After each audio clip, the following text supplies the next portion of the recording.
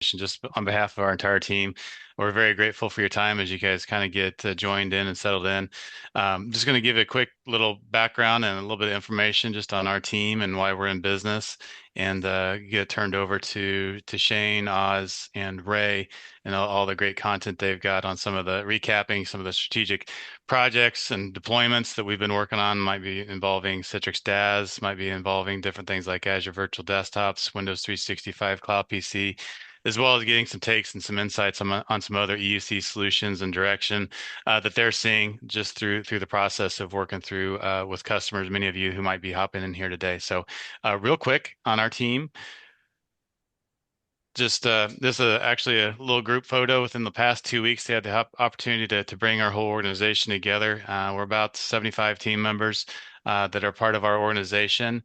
And we've got our teams kind of located. Our main office is in main operations are out of Kansas City, but our teams throughout the central part of the U.S., down into the southeast, and we're also growing into the to the Great Lakes as well. But we've earned just through referrals, reputation, other things, the opportunity to work really all over the country in projects and manners such as what we're going to be sharing with you today. So we know there's folks joining us from all over the country, different verticals, different industries, different roles that you might have within IT.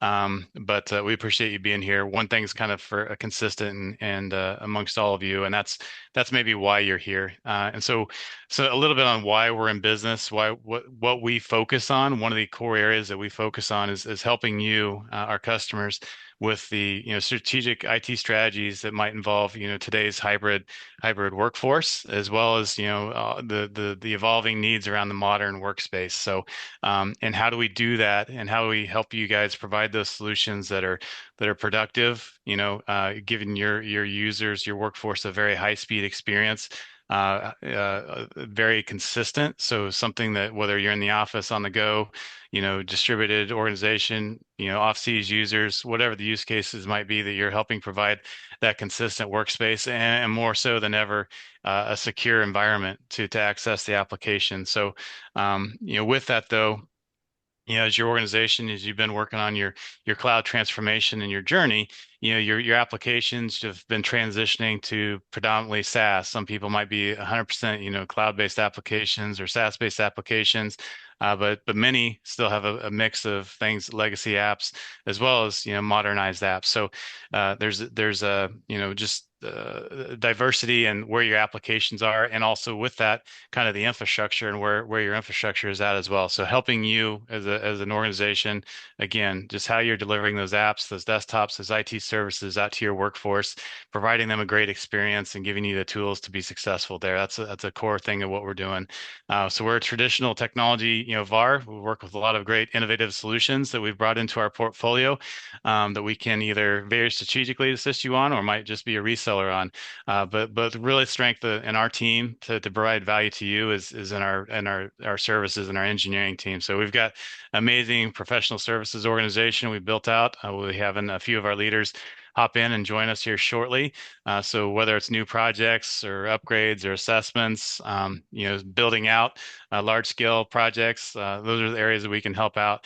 We've also been investing heavily as a team and as an organization to build out how we can help those organizations that have constrained IT staffs and kind of help be a partner to fill those gaps with maybe managing some of the ongoing IT operations. It could be around your EUC environment, or it could expand into other areas in your organization as well, just depending on your size and how you're staffed. And then another area, especially in what we're going to be sharing with you guys today, the ability to help with advisory services. Our team will kind of go through some things we've done there, but we've had the opportunity to do these advisory engagements with many organizations on the front end, and really help map out that future state EUC platform with all the other things that are going on in the world. So that's just a little bit about us. I think, in working with us, some of the things you might find that sets us apart are kind of listed here.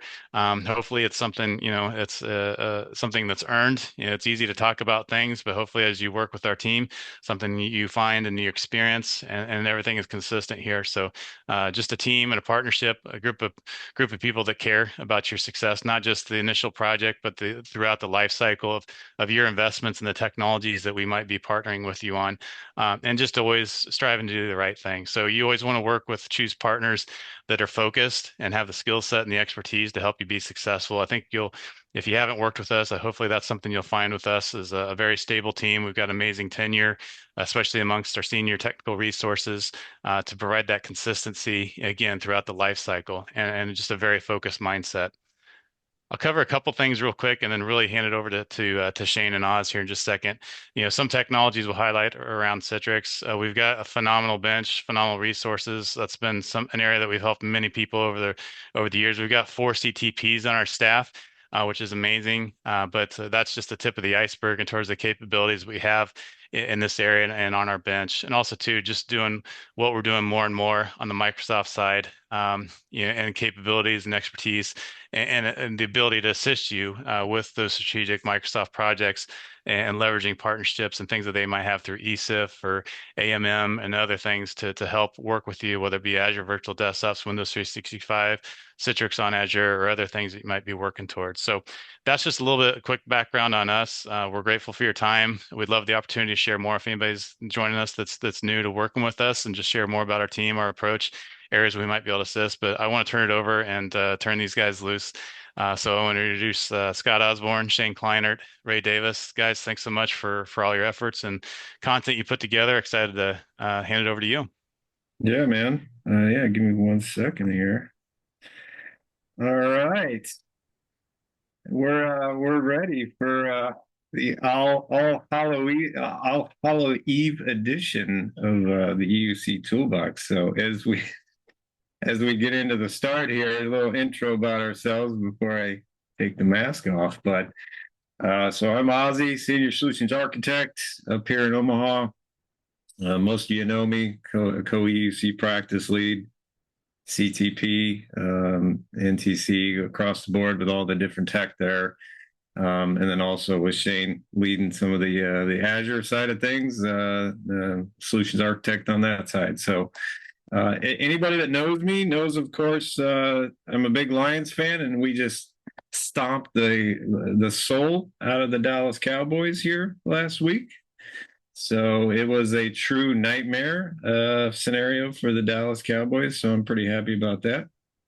And my Huskers are doing pretty good. So go Big Red. We got a big game coming up against Indiana here is undefeated. So big into sports. And then anybody that's seeing behind me, you'll see that I'm a Yankees fan as well from when I was a kid. So playoff time right now. Sorry about the Royals, Dana, and everybody in OP, but we had a big win last night, so it's playoff time, football time. Things are looking good. Shane. All right. What is going on?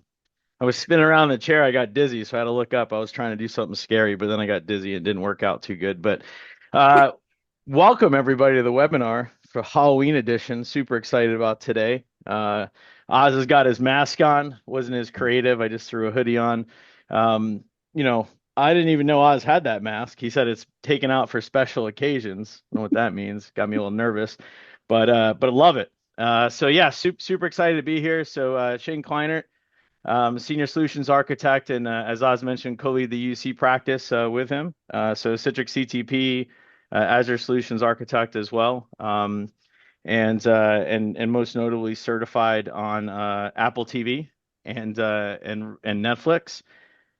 Super excited about my Apple TV certification. A lot of good stuff going on. And being Halloween, my wife's got me watching all this crazy, scary stuff. Just freaks me out. So been a little on edge. But yeah, so yeah, that's a little bit about myself. Excited to talk about EUC today and all the different changes and shifts in the market. So we're also excited to have Ray Davis with us today. Hey, what's up, guys? So I'm Ray Davis. I'm one of the senior system engineers here. I pretty much focus in anything EUC, Citrix, Parallels, AVD, W365, a little bit of Intune. I'm the doer. I get stuff done. So my focus is I like to collect Nintendo stuff. Love Mario, Luigi. I got all the systems since I was came into this world, 83. I still love Nintendo. I still play a lot of video games for Nintendo when I have time. Um, those of you who know me probably know that I'm a big yard guy. I like manicuring my lawn. I like perfection outside. You know, I'm the guys that out there with the little scissors cutting the grass. Got to be just perfect green. I love tractors. Um, I'm a farm guy. I guess you can say I grew up on a farm when I was younger. So, but yeah, excited to be here. I'm a Jaguars fan, so you know, Jags are kicking butt this year. And Yeah, nice. Yeah. Not so Completely much. forgot about my Yeah, I Dolphins. saw you glossed over that now that the Dolphins are terrible. So I know, man. I don't know what happened. And then obviously newly minted Florida Panthers shout out, by the way. So super excited about that. Funny story about Ray real quick on the Nintendo. We're driving back from our Choice Connect event. We're playing with the new ChatGPT Advanced Edition. It's like, real-time voice, all this cool stuff. And I'm like, let's test Ray's Nintendo experience. And we had ChatGPT just hitting off like cheat codes, up, up, down, down, left, right, A, B, select, start. He was hitting every single one, Mortal Kombat cheat codes, and then he like oh, literally was using his thumbs like this as he's thinking through it, hit them all, like knocked him out of the park. So I true Nintendo. remember those. I was never very good at those cheat codes, but I'm sure Ray was. Man, Oz, you got to keep that on in No, character the whole event. no, just to the intro because it's very hot right now. I'm gonna So draw this out just so you keep the mask on. no, no, but yeah, we'll Shake get and past bake. this slide so I can take this off, maybe. So, one second. All right. Whew. A little warm there. So here's our agenda for today. As you've seen, the theme is going to be around all the scary stuff. But EUC is not scary. We're trying to unscary EUC, right? So we're going to we're going to basically go through some real talk here with the fellas, Real talk. and then talk through also some, some of the key, questions to really ask before, for determining which direction to go. Get into the various, really get in deep with Nerdio Cloud PC, AVD plus Nerdio with Cloud PC. Shane's going to be talking about that. Ray's going to be diving into the Parallel RAS projects and work that we've been doing, and then I'll kind of come behind that with the more advanced Citrix DaaS pieces, and then some of the EUC players we're starting to evaluate. So, and then we'll close it out here at the end. We got 90 minutes together today for this session, which is good because we always have a problem, going and staying on point. So. 90 minutes is good for us as you just seen with the intro. So some of the big things, and I'll just kick this off. We're going to keep this conversational between all of us here, but some of the hot things right in the industry today, right? First thing, Titan's making waves. What does that mean, Shane? What's that mean? Means the big boys, right? Yeah, boys. Broadcom, VMware, Citrix, for instance, making waves in the UC space are titans, right? And they have been for a long time, leaders.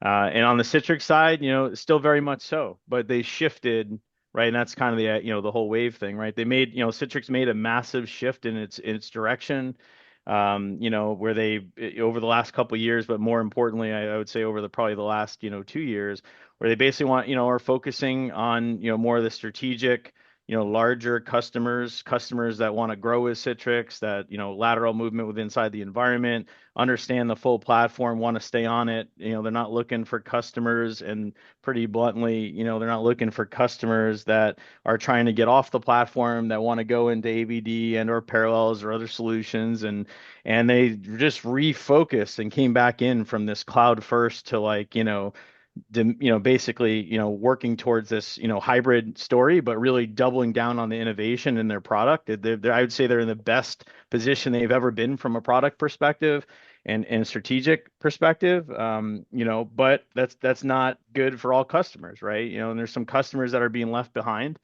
through this. And so what we've done, and we'll be talking throughout the course of this webinar is what are some of the other solutions out there that are filling the gap, right? The gap that Citrix is not focusing on right now. And so that's kind of what we mean, Titan's making Yeah. waves. Also the That is Broadcom, it. the Yeah. VMware, the UC Oh yeah. systems, like moving over to Omnissa there. So a lot of changes there. A lot of price increases. There's some price increases. There's some price increases. So yeah, the next one here, modern identity and device management, right? Modern device management. Obviously, this is on everybody's mind. Modern device management under the Microsoft umbrella really means a lot for us, and a lot of our projects is Intune now. Identity is across the board. Choose your poison, whatever you're using there.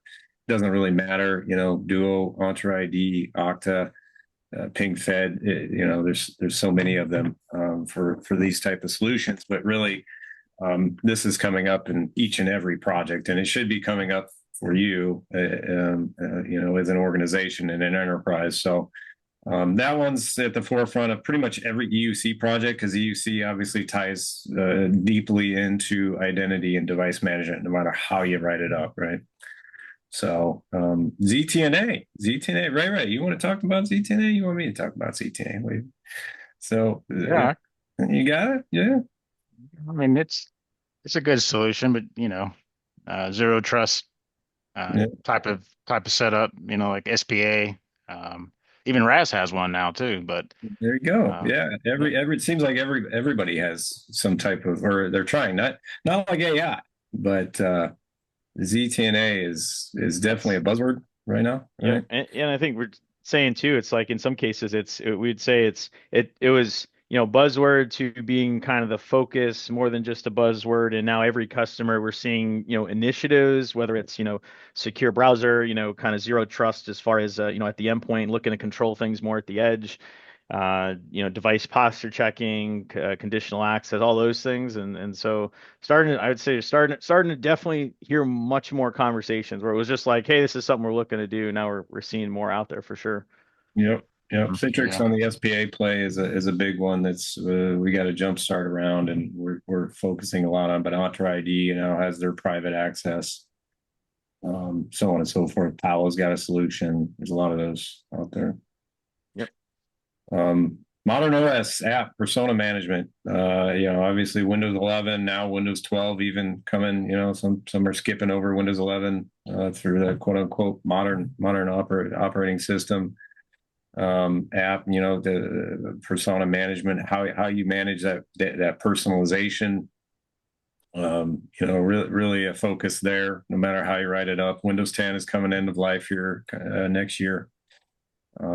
So really it's, pretty much everybody's starting somewhere in their journey to get to the next iteration of what this looks like at the endpoint and, VDI side of things. So, autopilot for Windows 11, those kind of things. So Yeah, OneDrive for document management, traditional settings that we had in our profiles are moving more to a modern approach. So yeah. Yeah. And we got Dex. So Dex. good old Dexy. Oh yeah, Exactly. who's feeling Dexy?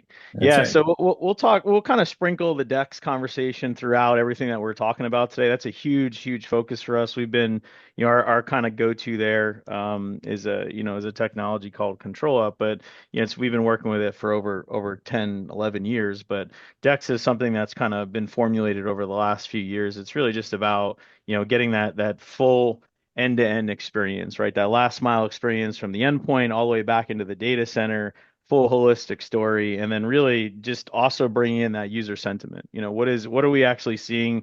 How is the users?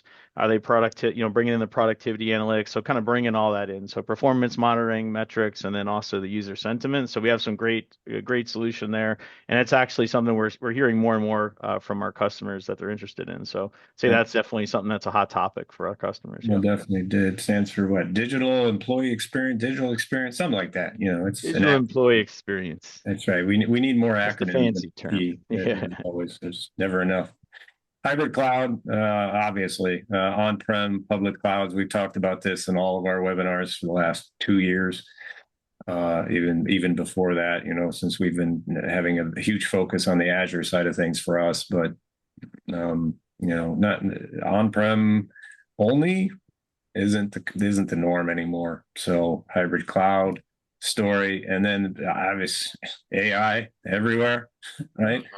Including at the endpoint, right? So not just thinking about some of the AI solutions on the side, but in the UC world, it really comes into the discussion for these GPU enabled endpoints, VDI. What can I do there? Or the NPU on the physical endpoint. That Microsoft's doing with Copilot and their new chips that are just focused on just Copilot and making that faster. So that's where you start hearing about the NPU now.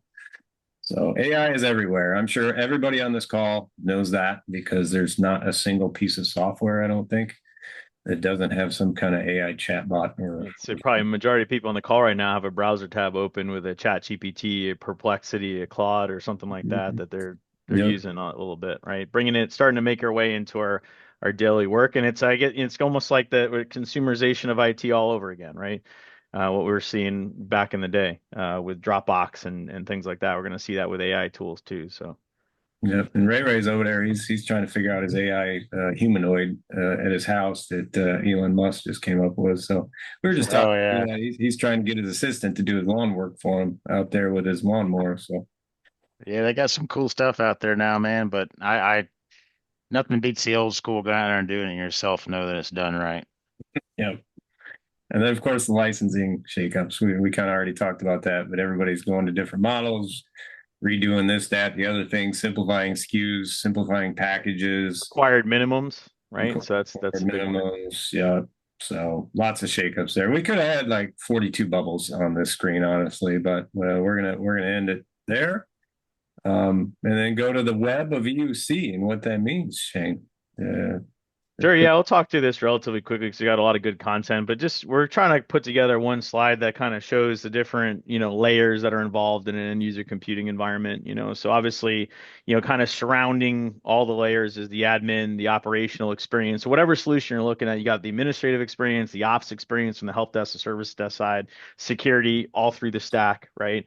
And then, you have the actual endpoints that are going to connect in, whether it's, iGel, physical endpoints, Windows, Mac, et cetera.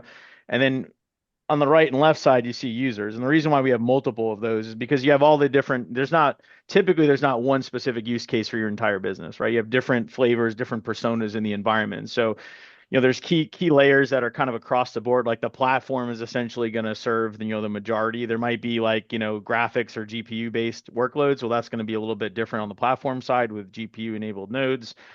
For instance, but your platform essentially is, whether Azure, Nutanix, GCP, AWS, we got VMware with a cross through it there. So just because of what's going on in the market and the shakeup, but not to say it's a bad product. It's just unfortunate decisions that are going on there. Obviously, your 3-tier or hyper-converged type solution, apps and data, we're all familiar with that. It's not just your legacy apps, your web SaaS, you got your OneDrive, enterprise file sync, where's your application data set? Are you containerizing your apps? The apps and data need to be close to each other, as we all know. Security, all the different fancy solutions, SASE, EDRs, DLP, FIDO, session recording, all that good stuff. Workspace is all about like the actual user, right? So the persona, the profile, the containers of the profile. We went from FS logics to different containers and file-based profiles, and tuning of the EUC solutions and those policies of the protocol, how you manage the image, AI at the endpoint. What makes up the workspace of the user. Control layer is really like, if it's a control plane, so like a Citrix DaaS, some of the other solutions out there, AVD, obviously Windows 365, those are centralized control planes, platform as a services. And there's the IaaS stuff, like Parallels can actually be run on-prem. Citrix does have an on-prem version only, right? But there's limitations there. And then the other pieces in the control are the DNS, DHCP, file services, Active Directory, PKI, federated auth services, right? Where all the other pieces that make up kind of the architecture or the infrastructure outside of your core EUC solution. And access identity, you would say that's why platform and access identity, like and control should really be that same color. But workspace security, apps and data are kind of user specific, but it's the access, identity, platform, and control that are really kind of across the board. But the access and identity really is become and Oz is going to really highlight some really cool stuff on that front. But it's really about how are you getting access into your environment? Are you using the gateway service if you're Citrix? Are you coming in through the NetScaler or storefront, right? Or platform as a service, RD gateway?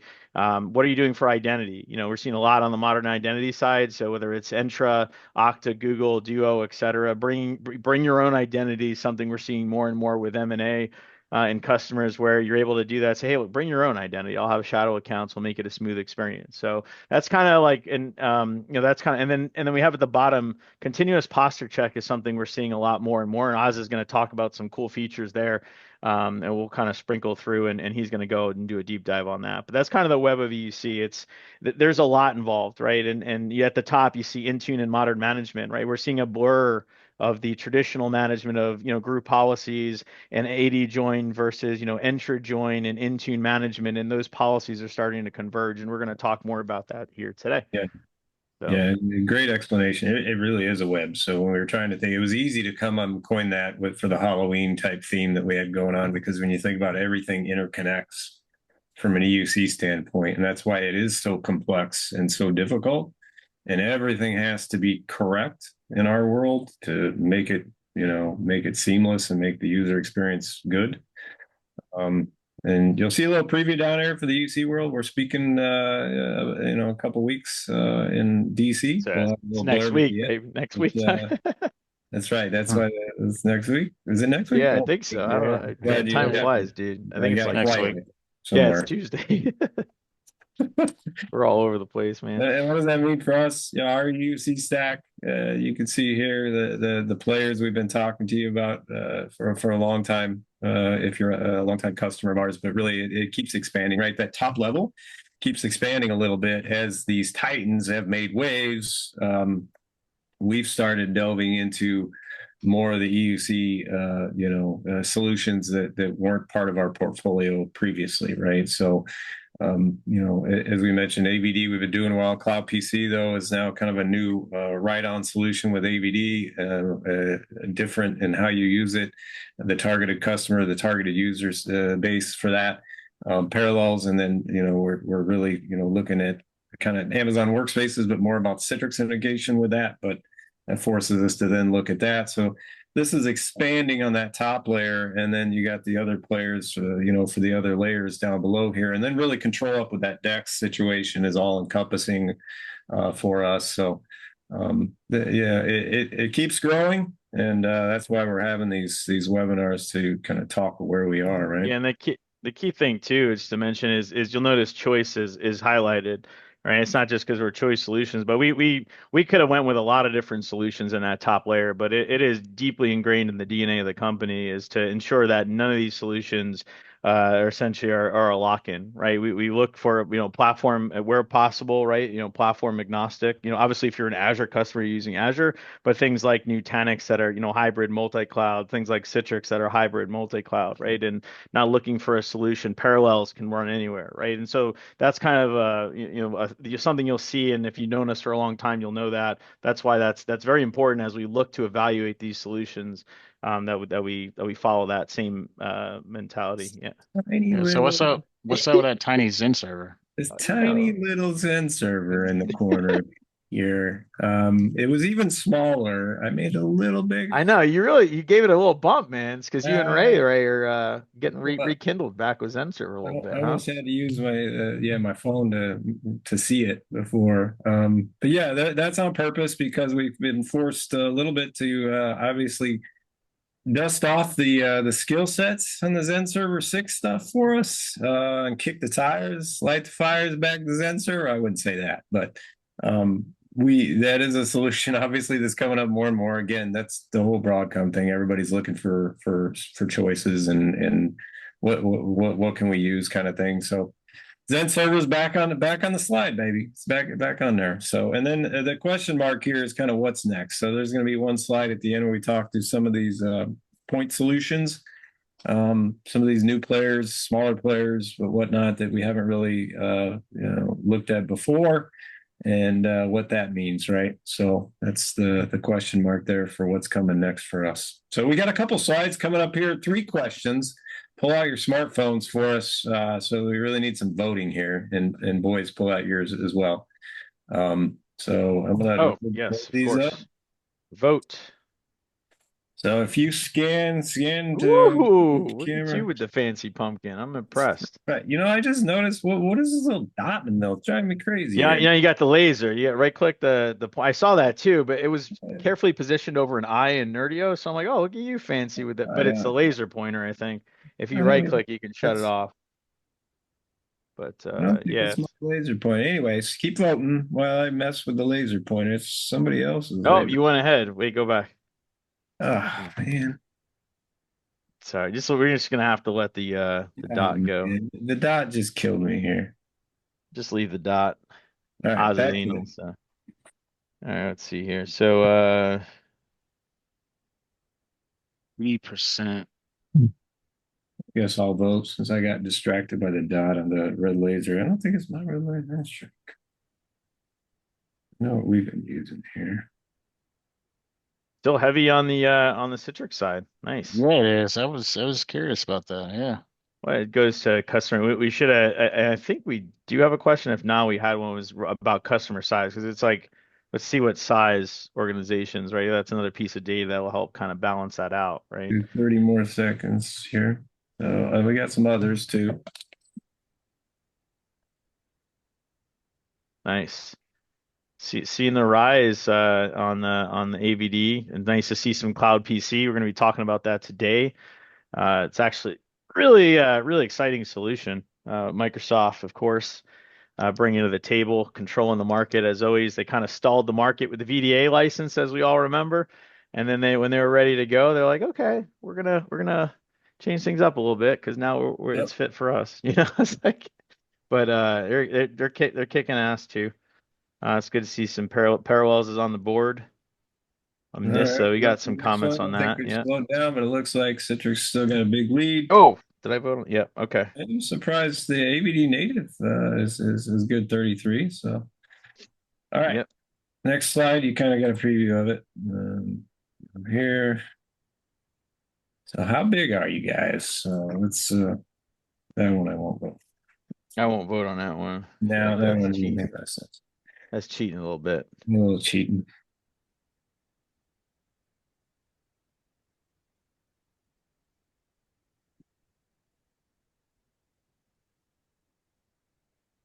And then down the bottom here, yep, last of them. So that's the whole.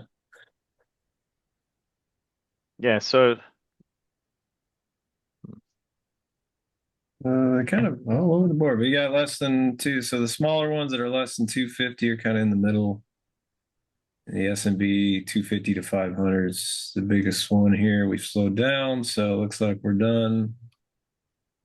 So it's good. yeah, we'll mention too if there are questions that come up as we're talking, just submit it through the Q&A portion, and then we'll do our best. One of the three of us, as someone else is talking, to answer them live, and then we have time at the end. We'll answer them. If not, we'll post something after as well as a follow up. But this is a really good one to see. Everyone's just on prem. Dude, that hand is a little freaky, man. I'm not gonna lie.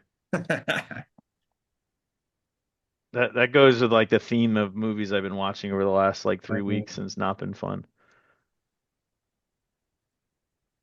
Yeah, I liked it. Let's see what else did I have at the bottom. GCPs trailing the pack here. See a lot on the IaaS side on GCP. It's more of like platform Development, yeah. AI development. Yeah, this goes with what we we typically see Azure at the top there. Nice. Yeah. Office 365 creating that bridge, right? Entra creating the bridge. Folks moving along there. All right. Keep the voting slowed down and Cool. GCP. Yeah, that helps gives us some good context as we sprinkle things through the webinar. So yeah, so I mentioned the question thing. Yeah, in case anyone has anything, you drop those in. Cool. All right, so some point questions to drive the solution. Just before we get into the individual pieces here, really some it's various pillars right, of the decision-making process. And really business use case, requirements, hosting, features, solutions. There's probably some more, but when we were thinking through this, app data, as consultants, when we get into it with our customers, we have to think through the various pillars to come to which solution is best for your organization, right? So there's a few defining factors at the beginning, which will easily, if you've ever seen those flow charts, will easily help us make some decisions pretty quickly. So that's where this is kind of laying that out a little bit to help describe that. And I'll let Shane get into this a little bit more, but you can see those questions at the top there, and that helps us, guides us on the way, and helps eliminate some of the choices that might not make the most sense. Yeah, exactly. It's a lot of this, believe it, I mean, you can go crazy with all the features and functionalities and build these big matrices across all the solutions. But if you take a step back and you start at the business case, and it sounds cliche, well, start at the business case. It's true. You really do need to start there. You need to understand the business, the use case that drives requirements, and those requirements. And you look at the business cases, a lot of those are generic, but those are a lot of the ones we run into all the time. And there's a lot more that aren't listed there. And you'll look at those and realize those are a lot of those in your organization. Requirements come from those business cases, and then those requirements then drive our hosting platform. And what we're seeing is the hybrid on the hosting. And so from that perspective, whether it's hybrid or it's AWS only, Azure only, just that question alone could drive what solution you're going to go to, right? If you require a hybrid, you require on-prem and Azure and want single management plane, well, Azure, Nerdio, right? Those aren't for you. That's more of a Citrix or Parallels play. And so a big piece with the hosting is apps and data, right? As it's the golden rule, right? When you have any kind of remoting solution, your apps and data need to be close to each other, right? But we're seeing more and more folks using SaaS, SaaS and SaaS apps, right? And so more modern applications. And so with that, there's different security controls around that. But maybe if you're more SaaS, Office 365 based for a portion of your users, which is what we're seeing, maybe it's temp work. My headrest just came off. Maybe it's temp workers, things like that. Things like Office 360 or Windows 365, and we'll talk about all the solutions around that. But there's this kind of mix that's going on, and we're seeing this EUC states become a mix across some of the enterprises. And then from there, you then drive into the individual features that you actually require. Maybe it's unified communications. Do you need the granular policy control? Do you need, high latency efficiency protocol, or is most of your stuff, inside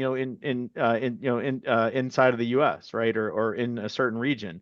Do you require advanced session recording or forensics, privilege elevation, right? Intune has that, WEM has that. So as you get into these advanced security controls like device posture check, stuff like that, as you get into the features, again, for each of these individual use cases, think back to that user layer, that then drives a solution. So we wanted to kind of point this out. So things Oz put at the top, right? On-prem, where is it hosted? How many seats are required? Shift work or not? Self-managed, DaaS control plane, CSP or managed. Those are, again, all things that we're talking to. We take this and we go a lot deeper in the questioning up front to help drive to the solution, right? We do a lot of workshops, things like that, because you don't want to waste time testing 10 different solutions when you don't have your requirements defined day one. So anyways, this is just kind of to create a little bit of a visual there. Yep. And so we'll start into each of these individual ones. So this is Shane's cool slide. I like this. Nice. Yeah. So Oz had to step it up. He's like, I want to do a little bit of, scary stuff. And then all of a sudden, him and Ray started coming out with these crazy AI generated images. So I had to spend my nights figuring all that. Did I say AI generated? I mean, handcrafted images. So Microsoft and Nerdio, let's dive in. Let me start my timer because I could talk for 3 hours straight. So everyone keep me on point here. Let's rock and roll. So, oh wait, I can click next, right? Can I click next? You should be able to. It's not working for me. The next There you button. go. Okay. So let's talk about Nerdio. So at AVD, we saw a bunch of people are using, a good portion, I think it was like 40% are using Azure Virtual Desktop, right? That's Microsoft's platform as a service, DaaS-based solution, right? That's their, what are we going back, 4 or 5 years ago, right? That kind of came out, right? But it's over the years has gotten a little bit better. But as far as the management, admin, operational side of things, would we say it's enterprise ready? Yeah, it's more about like, do you have the DevOps and the Terraform, the scripting and frameworks to do all those things to make it enterprise ready? That's why, for us, we look at, Nerdio, right? And so we'll talk about like Nerdio as an enhancement and what it brings to the table for AVD based environments, right? And that's kind of our go-to. And so that's what we'll be talking about here in the next few minutes. So, Nerdio is all about automating and optimizing the deployment and management of AVD. So Azure Virtual Desktop, Windows 365 Cloud PC, and Intune. So Intune's fairly recent. I think it's within a year. So again, using the Graph API. So Nerdio, and when I talk, I tend to jump ahead, so it kind of all just comes together. So I might mention something that's on the other side, but essentially, Nerdio is all API driven, right? And that's one of the really powerful things about it. And so it's think of it, it's not something that's a bump in the wire, right? It's something that if Nerdio goes down, you can still broker your desktop. Your Intune environment's still managed, and that's a really, really important piece there. And so it's really the enterprise boost for AVD. It's also cost optimization for AVD. Can guarantee you it pays for itself, and I'll show you some data points from one of the customers where you can see how much they actually track the savings in real time because they think of like for those of you that are Control Up customers. Control Up was built from the core DNA of admins and consultants, right? This is the same folks on the Nerdio side. They were MSP providers, they were admins, they were consultants. And you'll notice that and you can tell a solution that's built by people that are in the field all the time because they're like 10 steps ahead of where you are and what you're thinking of. And they're constantly bringing innovation to the product. And I really feel like these guys are like the Control Up for management of AVD, right? And so with that, you'll see some of the things that we'll sprinkle in through the conversation. Unified management again. So maybe you don't have access to Intune. You traditionally didn't. That's the endpoint team. Nerdio gives you a single interface where you can manage Intune without actually being into Intune, going into the portal and have that unified experience there. So if we talk about the architecture, there's really two solutions on the Nerdio side. So Nerdio really is NME, so Nerdio for Enterprise, and NMM, which is the MSP side. We're going to be focusing on the enterprise side. So Azure, it's basically a one-click deployment in Microsoft Azure. So it's PaaS, platform as a service, self-hosted, automated deployment. Literally one click, it deploys. It's going to deploy all the architectural components for you. With that, there's a platform fee. It's not Nerdio charging you.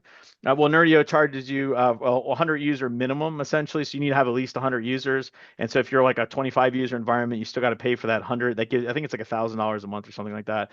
And then $250 a month essentially is the Azure compute to kind of run that compute unit, which consists of Azure SQL, app services, log analytics, et cetera, et cetera. So one appliance, you can have multiple tenants, multiple Entra tenants, multiple subscriptions, RBAC's all built in, zone resiliency. And the key thing to keep in mind here is it's not a protocol and it's not it's not a broker, right? It's an overlay technology. And so those are some of the pieces: Key Vault, app services, automation manager, et cetera. And so what it looks like, this is kind of our jumpstart architecture. We'll talk about that later. But Nerdio over here on the right actually plugs into Windows 365, plugs into Azure Virtual Desktop, into the subscription, into Entra, and brings it all under a single management interface.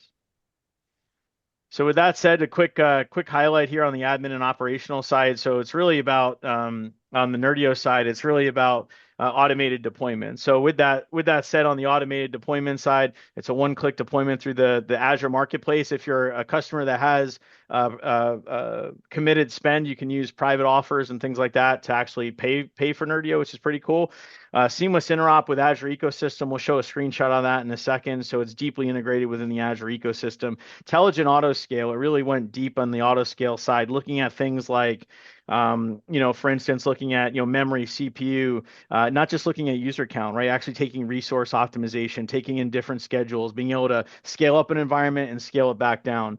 Cost optimization. So being able to look at, for instance, the disks that are in use, right? So when it goes and shuts a machine down, it swaps the disks on the back and it's constantly thinking about how it could save you money. Automated image management, app deployment, and policy. And so if we look here, a couple screenshots, we have Nerdio Nerdio Manager for Enterprise. So basically, this is one-click deployment out of the Azure Marketplace. When you're actually logged into Nerdio and you take a look at the Azure integration portion, you'll see it has the Ensure tenant over here to the left. To the right is multiple subscriptions. What VNets are you linking to? What subnets? Bring in all the different resource groups. Essentially, what it's doing is Nerdio's service principal. As long as you give it access to your Azure environment, you can plug it into an existing AVD deployment, and it brings all that plumbing right into Nerdio. And then Intune also is integrated as well.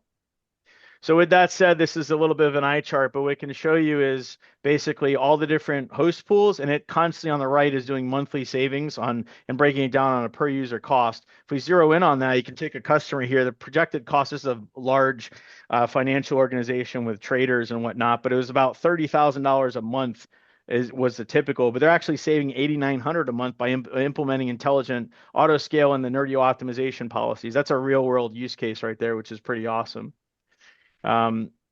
So with that said, Nerdio also does a fantastic job around the self-service side. You'll see a little bit of this as well with Windows 365. So self-service portal for VM sizing. So think on the personal side, persistent side. You want to resize your desktop. You want to give it to a contractor or a developer. Things like operationally, start, stop, restore, snapshot, backup, scripted actions. If you have scripts inside of Nerdio, you can have the user create those. Execute those as well as install applications. And maybe in the future, there's going to be a Copilot because there's Copilot for Nerdio. I could see there being a chat-based interface there as well. So basically, once you're inside of Nerdio on the cloud, the personal desktop, you can say what, and Nerdio is all about kind of locking things in and customization, but what VM sizes can they do? What disks can they actually resize to, for instance? Taking a look at things like, on the scripted. So one of the actions was enabling or disabling clipboard and applications and things of that nature. Here's what the self-service portal looks like. And so you can see applications, run tasks, resize, power start, those sorts of things. So it really does enable, empower the user. And resiliency side on the Nerdio. So built-in host pool and DR. So basically on the DR side, traditional host pool, there's a one-click DR. It actually does the automation and replication on the back end to enable you to have your AVD environment in another region. It's all API driven. It's all out of band. If Nerdio goes down, again, the environment still operates. You do lose your auto scale for that small duration that it might be down. And if it goes down, it's self-hosted. It's not a cloud service, right? It's all self-hosted in your environment. Running low on a little time here, so I'm probably not going to show. I'll just show the screen for a second here, just so you can see the Nerdio console. We'll just probably skip ahead, Oz. So you just hit play, and I'm just gonna hit play for a second. Yeah, I'm getting it. There we go. Yeah. 15 minutes goes fast. Just under so you can just see here, if you hit pause right there. So what you can basically see is the auto scale settings inside of the Nerdio console. And it actually will let you go and pick the images that you want to scale it to. It actually does things that, if you think about it, AVD doesn't have non-persistent, right? If anyone didn't know that, there's no non-persistent in AVD unless you're doing like an ephemeral disk, right? It is persistent until that next image update. Nerdio can make it feel like non-persistent because of the way it's doing its automation, being able to reuse the same VM names, swap disks out, those sorts of things. So let's just go ahead and click the next one. What naming convention, as well as things like, for instance, memory, CPU, compute, as far as the auto scale side. So we'll just go to the next video because I'm running, unfortunately, low on time. Yeah, there's a good look here on the video you made. So yes. Yeah, so if you let it scroll, we'll just for a second, it's not too much. But right here is really, if we pause, this is really the power, right? Is being able to have the scaling logic to not just scale out, but scale in.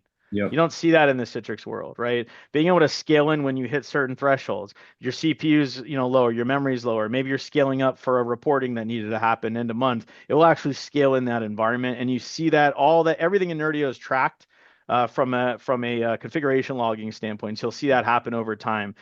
Pre-staging the hosts and things like that. All that stuff is, and also auto healing, right? If it sees that the AVD agent is bad, it's going to go attempt to redeploy it and heal it.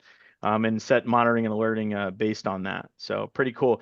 Endpoints is just a quick screen just to basically see that it's bringing in all the Intune capabilities, which is really, really powerful. So if you take a look here, so I'll just go ahead and hit play. Yeah, this is really cool stuff. Yeah. So what's awesome here is it's actually taking the Intune integration. If you click enable there, it's connecting into the Graph APIs. It's bringing in. You literally can manage the Nerdio environment under the same umbrella. So what you're seeing here is being able to see physical devices that are here, being able to take actions on those physical autopilot reset. Not Bitcoin, BitLocker keys. Here's a cloud PC, being able to go in and see the properties of the PC. These are all things that are coming directly, your compliance policies, user experience score. This is all stuff coming directly from Intune, but Nerdio is rewrapping that interface and making it more, make more sense. All the configuration settings, which we'll talk about with Windows 365, so I won't go about it here, but configuration profiles, baselines, conditional access, all those Intune native policies are 100% inside of Nerdio. Today, there's kind of a JSON interface. You can do assignments, but obviously it's not as native as Intune, but it's just going to keep getting better. But you can go build your provisioning policies for Windows 365, which is pretty awesome. So at the end of the day, we come to close on the AVD and Nerdio side. So what we have here on the left is welcome, and then we have a do not enter. So welcome is who's this for? And do not enter is who's it not for, right? AVD plus Nerdy. So welcome, come on in. Come on in. AVD, right? If you're an Azure Virtual Desktop customer, 100 monthly users are active. To me, it's a no-brainer to look at a Nerdio type solution because of what it's doing and from a cost optimization standpoint. Now, with that said, workloads, essentially it's workloads only hosted in Azure and on-prem if you're using Azure Stack ACI. If you're in AWS, you're on-prem with, VMware AHV on the Nutanix side. Nerdio is not for you, right? Unified management. You want AVD, you want Microsoft Cloud PC and Intune all in a single interface, 100% for you. Simplifying DR and host pools, automated backup and recovery. And then there's something I didn't talk about, but PII scrubbing. They actually are plugging into the Azure OpenAI, and they're actually doing some hooks to basically use the PII engine and start using some of that AI to auto scrub all your logs and pull out PII data. That's pretty powerful and mask that data. That's what, again, that's the way Nerdio thinks. They're starting to bring in the chat GPT like functionality. That's one of those key features that from a security standpoint. One thing I didn't mention is the whole CIS images, hardened images. They partnered there. They're bringing in CIS hardened images as well. Who's it not for? Already mentioned that on the Stack side. If you're not hosted on Azure, under 100 users, right? We automate everything. So there are some organizations that are like, hey, I automate everything with Terraform. I don't need to use Nerdio. But I've seen some large enterprises that are a 1 or 2 man team doing that. You put all your eggs in that basket and they move on because they're going to move on, right? And at the end of the day, it's a crazy job market. You can't keep everybody, right? You try to have the best possible environment, but you have to plan for resiliency, right? And having a solution like this makes everyone a Terraform admin, not that they're programming, but in the logic and how they do the automation, right? And so something you want to think about there. If costs are a factor, look at the cost optimization. Again, I promise you it will pay for itself when you look at how it's working, right? And in the auto scale scenario, right? If they're 100% 24/7, there's not a lot to optimize there. Nerdio is not a protocol. We already talked about that, but it's limited by the RDP-based protocol. Oz is going to talk to the enhancements, so I won't talk to this, but you'll see why Citrix makes sense in some scenarios. All right, let's rock and roll. So let me hit a quick 10 on the push up. Oh, all right, so Windows 365 Cloud PC. This is a really awesome subject. So let's get in there and get after it. So basically a little introduction. So Windows 3. Oh, I don't know what happened there. I think it went backwards. Can you forward it real quick? There you go. All right, There you sweet, go. man.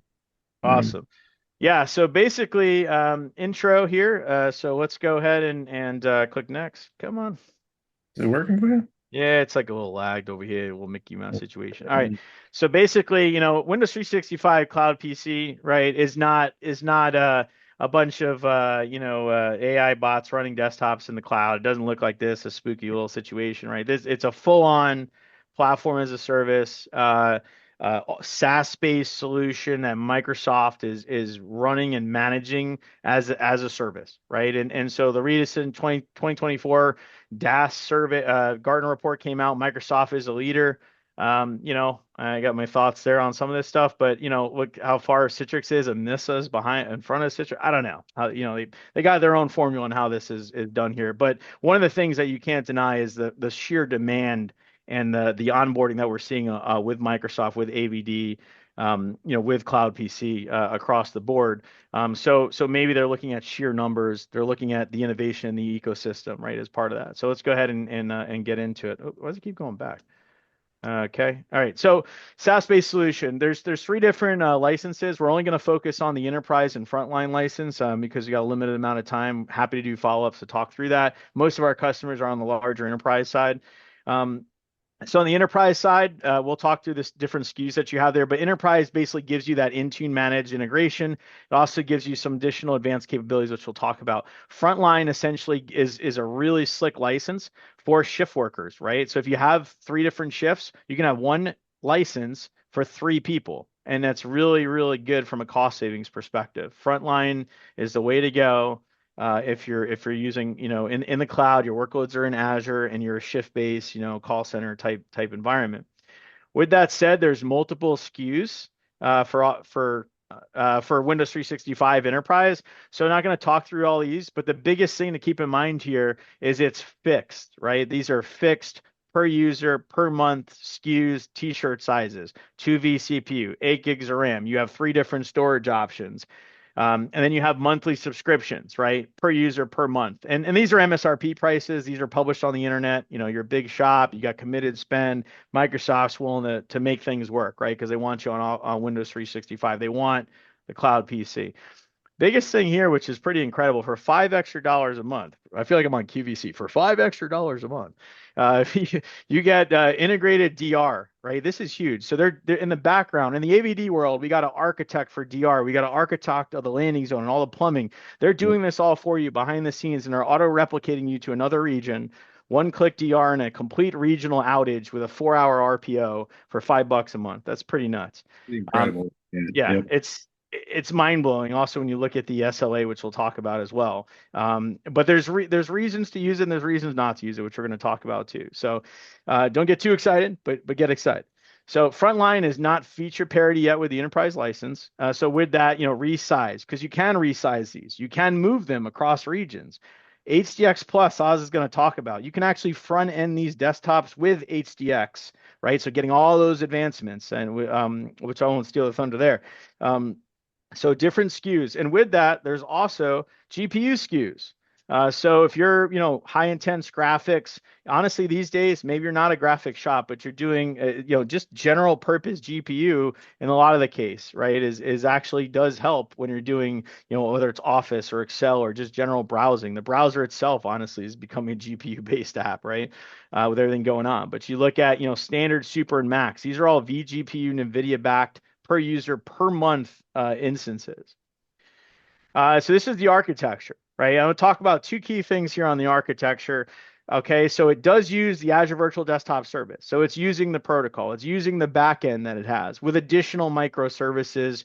So what you'll see here on this side, it has a provisioning service, a capacity, region, and management service, an end user portal that you connect to, windows365.microsoft.com. You can use the native app. It uses all the native, and actually they just released a Windows app, right? That's unified across Windows, iOS, Linux, web, Android, and Mac OS.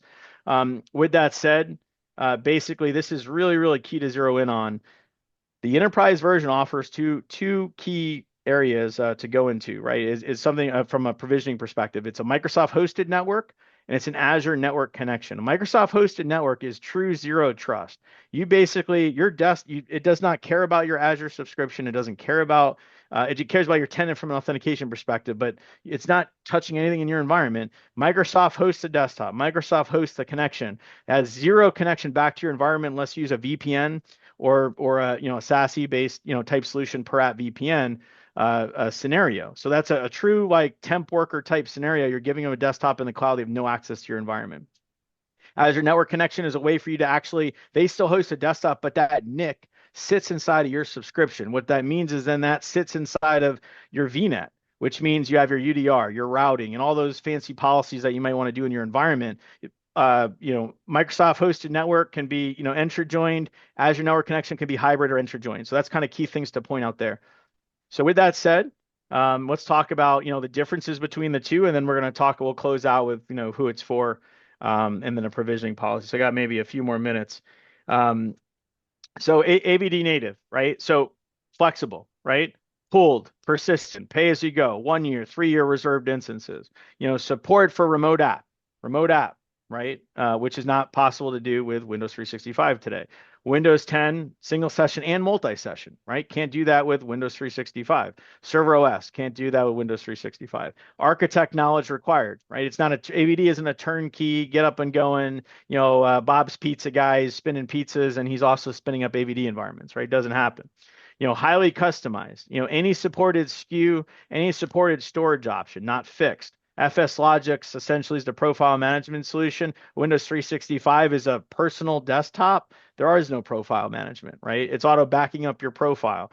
Manual backup, right? Duplicate landing zone for DR. Persistent with hibernation. That's something to keep in mind, right? If you are a persistent environment, maybe you're not 24/7, you can leverage the new hibernation features with AVD and Citrix on top and potentially get a better cost per dollar there. So with that said, so if we go back here, just another 2 minutes to wrap this up. So CPC, I already talked through this, fixed SKUs. It's full SaaS-backed SLA, 99.9 uptime, 6 hours on the RPO, less than 30 minutes, 11 nines, et cetera, et cetera. I talked through most of this. Built-in e-discovery on the forensic side. So basically, that's actually a Windows 365 only feature. You can actually put your Windows 365 desktop in review, and it actually takes it grabs the data, puts it into a storage account, and it's available for review from a forensics perspective. So that's something very unique. Shift work, right? Frontline we talked about. So again, think of this as a 100% delivered service by Microsoft per user. It literally is easy to turn on, which you're going to see here in a second. So let's go take a quick look at a walkthrough. This is like a 1 minute video. So go ahead and click next, and then we'll wrap. And I pretty much already did the last slide. Just talking through this. So inside of Intune, if you're not a Nerdio customer, inside of Intune under Windows devices, you'll have Windows 365. You're going to see all your cloud PCs. You're going to see their provisioning policy on where they actually sit. A provisioning policy essentially is how is your Windows 365 desktop going to be provisioned? What region is it going to be in? You can do custom images or you can use marketplace images. They encourage marketplace image and using more modern app management, right? Using Intune, using other Turbo and other solutions to actually containerize your application, MSIX, et cetera, et cetera. So this is where you're going to go in term. Is it enterprise? Is it frontline? Is it Entra joined? Is it hybrid joined? Is it a Microsoft hosted network? If so, choose the region. Is it an Azure network connection? If so, choose which Azure network connection. And that's going to determine your region. It also has integration to auto patch. You'll create a naming policy here. You'll determine a scope, for instance, maybe it's cloud PCs in a specific region or whatnot. You're going to assign a group. As you can click the next video, you're going to assign a group. And once you assign that group, that then basically ties into Entra. And when you add the user into the Entra group, it basically will auto provision a desktop for them. That's all. User help desk says, okay, new user gets on board, they get put into the Entra group, it will auto kick off a desktop and they're ready to go. So this next video is just going to show just one quick thing on, I just wanted to show just a little sprinkle in a little Dexy action here. But just if you just click on this, if you have Control Up, you have the new Enrich plugin, which is Intune integration. You click on a desktop that's Intune managed. Okay. Do we replay the same video? I think we're replaying the same first video. Video on here. Hit next real quick. Oh, sorry. Fast forward it. That's what happened. Oh, all right. Fast forward it like middle to the end, like right there. Yeah. A little bit more. And Yeah, right there. right there. Yeah, hit play. Yeah. All right, here we go. There you go. Nice little. Yeah. So, yep. So just wrapping this up here. So you'll see it automatically detects that you have Control Up Dex on the endpoint. It'll actually pull in that Dex data, so that endpoint data directly into Intune. It's enriching that Intune experience, memory, CPU, disk, Wi-Fi metrics, all the stuff from the physical endpoint, and as well as what's on the Windows 365 desktop in a unified experience and remote control, which is typically an extra $3 a user. With Entra, it's integrated with the Dex solution. So that's it. Oz, go ahead and hit the next slide. And this is, I pretty much already talked through this. Um, yeah, I talked through most of this today. The only thing is Windows 365. Let's just talk about who it's not for. Essentially, if you need local offline access, they mentioned offline access is coming, hasn't come out yet. If you need more custom storage or compute options, always on isn't required, right? In a non-Azure hosted environment. So that's it. Windows 365 Nerdio, a little bit of lightning fast action. We're gonna pass it off the baton over to Ray over here on the parallel side. It's off the super scary Ray stuff over here. So Man, how am I going to follow up with that, Shane? Man, great job.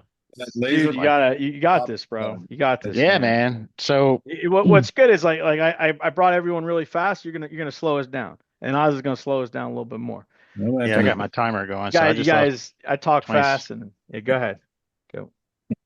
So RAS Parallel, what is it? Who's it for? All that good stuff. So I'm going to give you guys a kind of a highlight documentation, what it is, what it does, who's it for. I just said that.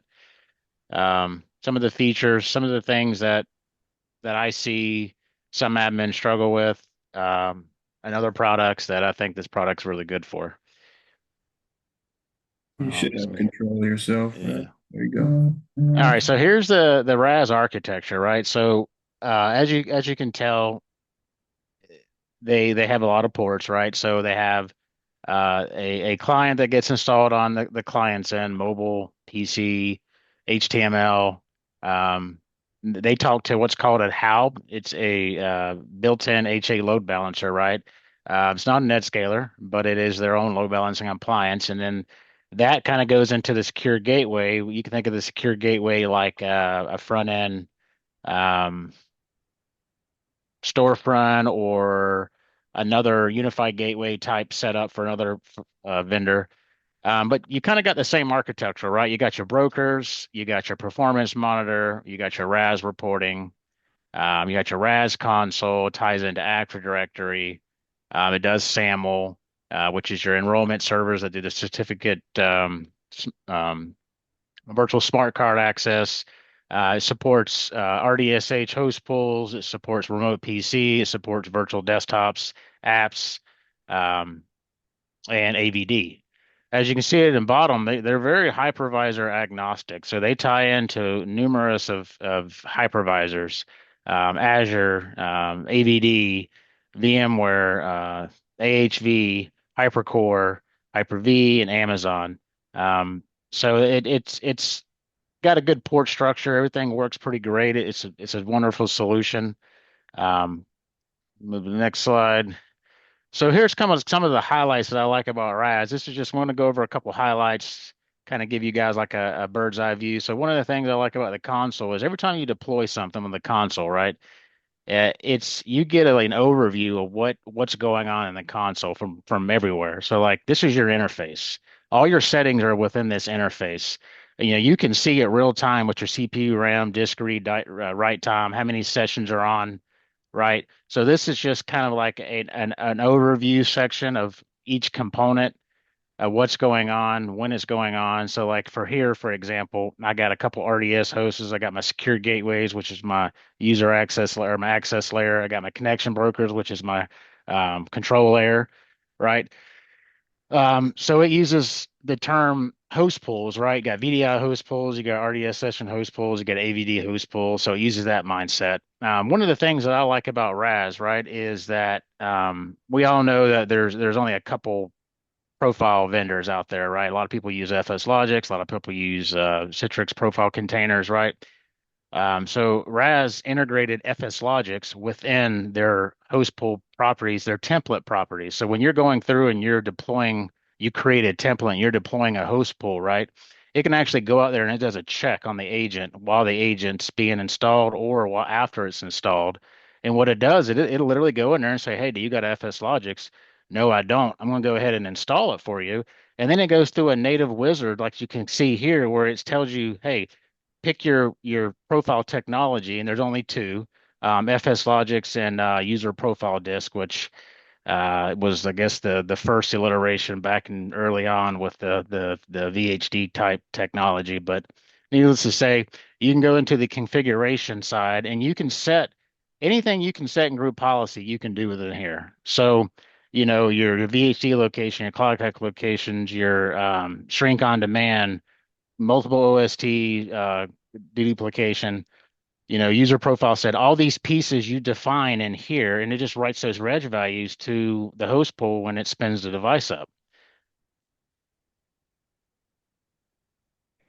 So here's another one that I like. So RAS also provides great user metrics. They actually do a really, really good job of getting me the data that I really need for the user. So this was a session that I was kind of doing like a triple hop scenario. I was connected in to a Windows W365 cloud PC, and then I was connecting into our lab, and then I was launching a session through the RAS console or the RAS applications. Um, so I was just kind of just testing the limits. But what you can see here is it grabbed my gateway type, right? It grabbed my UDP, my latency, my total bandwidth, which obviously is wasn't good, but it was more of a simulation. My OS. One of the things I like the most about this is kind of gives me my screen resolution, right? My color depth. You can see all the native stuff you normally see, like how long it took for group policy load time, user profile load time, desktop load time, things of that kind of nature. Um, Here is more of the RAS offers. Not only did they have like the user level monitoring and reporting within the same console, they also monitor the infrastructure. So they give you the performance counters on the CPU, the memory, the disk. It shows you who hit what gateway. You can run custom scripts to get custom metrics. It can give you a number of RDS sessions that users connect to, how many disconnected sessions, what is your average session utilization, what was your average disconnected session utilization, for example. Um, this is kind of a feature that I like because like it could tell me, how many uh, folks have actually hit this gateway versus this gateway. And then it actually say, okay, well, so and so hit this gateway, but it looks like the session that tunneled failed. So you can kind of see proactively what's going on with this type of setup. One of the things I like the most about it, it has a lot of reports in here. I mean, there's reports in here that gets extremely deep in what it's trying to find for you. Again, it's all built into the console. So you got the performance monitor piece that installs on a SQL database, right? That wraps in here, and then you have the reporting services, or excuse me, I had it backwards. Reporting services installs in a SQL database, but the performance monitor piece, it actually uses the Influx database and the Grafana dashboard, right? So they integrate it all within one area. So you're not having to go to this URL, you're not having to go to this product. It's all within like 5 clicks, 6 clicks down. You can export reports. It also gives you a server health report, an inventory type. As you can see here, like here's a quick check where I'm like, okay, well, let me see what's going on in my environment. Let me get like the Windows OS, the boot time, things like that. So it gets way deeper in this, but this is kind of just to give you a highlight of what's going on. You can see here that these are my brokers. This is my hypervisor, right, which is called providers. This is my ES agent, which is my enrollment server, and here's my RDS session host. So you can kind of see some of these reports. Again, from the infrastructure side, so you got, CPU, and then these charts that I got grayed out, obviously, are what's using the most CPU in my environment. Not only is this, remote RDSH, VDI, AVD, this is actually the server infrastructure as well. So it keeps a bird's eye view on everything that's going on. It's just a click away. As you can see in the monitoring session, it's like 5 or 6 tabs down. Same thing with free memory, same thing with disk usage, network usage. System information tells you what processes are using what the resources are. Um, so the protocol, so RAS just piggybacks off of RDP. Uh, Nothing special, but they give you the controls within the console to control if you want to use TCP, UDP, right? AVD uses UDP short path. So they give you the option to do, hey, you want to use UDP? All right, you just click a policy, right? Which is literally drop, right click, properties, check the box, as you can see at the top piece, right? Um, the AVD short path, it's pretty much a similar setup, right? And within the RAS console, they make it all easy to dive in and to check boxes and to set limits. You can say, hey, I want to set this for this host pool to use UDP, right? I don't know. You got somebody coming through a secure gateway. they're having some MTU fragments going on. You can create a policy. You can say, hey, turn this off for this user coming through the gateway. I mean, it's that granular. You can get really granular with it, and it's super simple. Um, so as you guys know, it uses the RDP protocol. It piggybacks off all the Microsoft policies. So a lot of people say that remote FX is dead. That may be the case for GPU, but all the other settings, that's not the case. So that's what Microsoft uses to control all these pieces like client redirection, bandwidth policies, printer policies, all that good stuff. But the thing is here, you don't have to go and control that in group policy anymore. You can go into the RAS console and define all that. So it's natively, it integrates where other products, like you got their GPO stuff, you got to set for certain things, right? And then you go into the EUC provider and you got to tune stuff. So you can do everything from an EUC perspective here to control the environment. And then obviously, if you have specific apps, things like that, that's for applications you would do in group policy. But I like to keep it simple, so I kind of like to use the one policy mindset if possible. It's not always the case. Um, so Parallels operating system, Tim. So this is a common thing that I have a conversation with anybody within the EUC stack tuning. You know, some people can say, "Oh, we don't do that anymore. It's 2024. We're not using T1s." I'm not talking about that kind of tuning. I'm not talking about bandwidth tuning. I'm talking about OS tuning. You know, reducing the unnecessary scheduled tasks, reducing unnecessary processes, the UWP apps, anything that you don't need that can create a security risk or create some kind of honeypot that anything can tie off of. So within the RAS template scenario, you'll notice that when you go to create your host pool off your template, right? It'll go through a series. There's a tab that says, hey, system optimization. So you'll get all these different components that you can go through and tweak and remove. Now you got to go through each one and read, right? So like you can see here where it's disabling SMB protocol one, media playback, for example. On another side, you'll see I can go in here and I can disable the hibernate. I can disable telemetry, disable system restore. Some of the things that you would normally do in a non-persistent image anyway, right? Disable Cortana. Um, here's a more of a network performance tuning. Like some of these you may notice back in the PBS days where it's disabled TCP IP task offload, and all the other network tuning aspects you may disable IPv6, right?